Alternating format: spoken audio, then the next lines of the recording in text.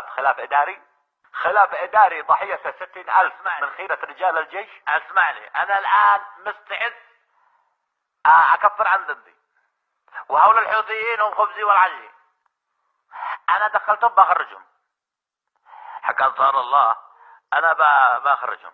هذا كان زمان يا علي عبد الله صالح، اما الان انت اصبحت كمضية واداة استخدموك لفترة معينة، والان اللي يدير الامور ايران وبضباط وخبرات ايرانية.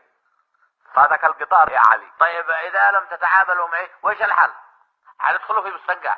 الحل وش محاكمة، تحاكم ويحاكمك الشعب محاكمة عادلة، وتحاكم على كل قطرة دم سفكت. يحاكمني انا علي عبد الله صالح يحاكمه؟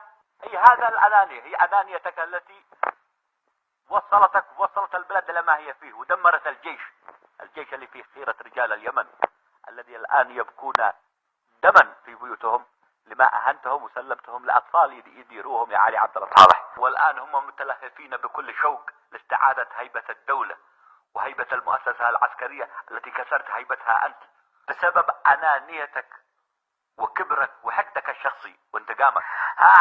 ما هو اسمعني، كلمة اخيرة، خدمة اخيرة منك، خدمة اخيرة. تفضل. قلدك الله لا قلت لهم وين مكاني. اسمع يا علي، ستواجه مصيرك وتحصد ما زرعت.